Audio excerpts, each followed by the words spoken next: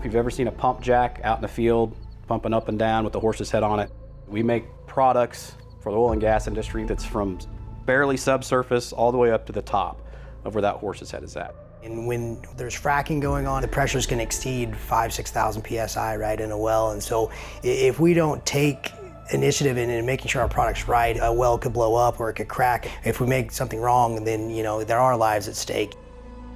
Our goal is for our product to be the last thing that company guy on the well has to worry about. For it to work every time, a thread pattern being off can cost thousands of dollars if there's a workover rig out there and you're 2 hours from town.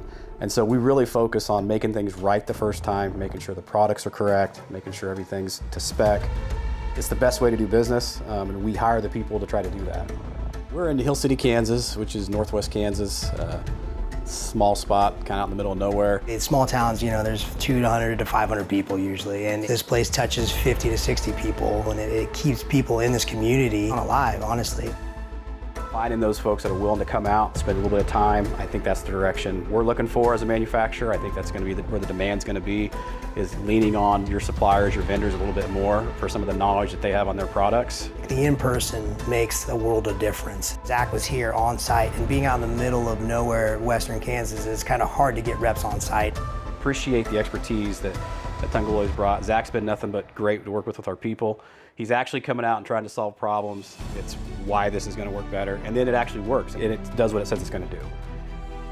Where I see Tungaloy coming in and helping us is they open our eyes to some of this technology. They educate us about all these new things and how we can process our parts different just by helping us look at them, and they have a solution for pretty much everything.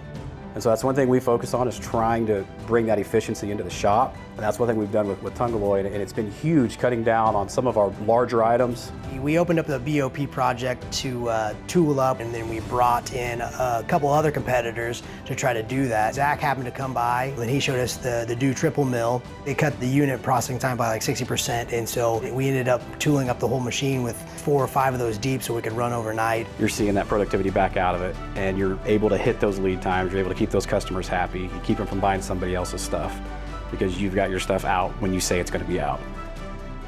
We're using a competitor's 600 series CNMG, and we're running it at max feeds and speeds. And then we brought Tungaloy's Turn 10 in here, and we shaved off about an hour worth of runtime off that roughing operation. So we probably run 500 to 600 of those BOPs a year, so it's huge, huge savings. If you're talking about cutting tools, I feel like that's the lifeblood of a machine shop. You've got to have them. You've got to make sure that they're good, and making your organism as a shop just keep pumping out parts. So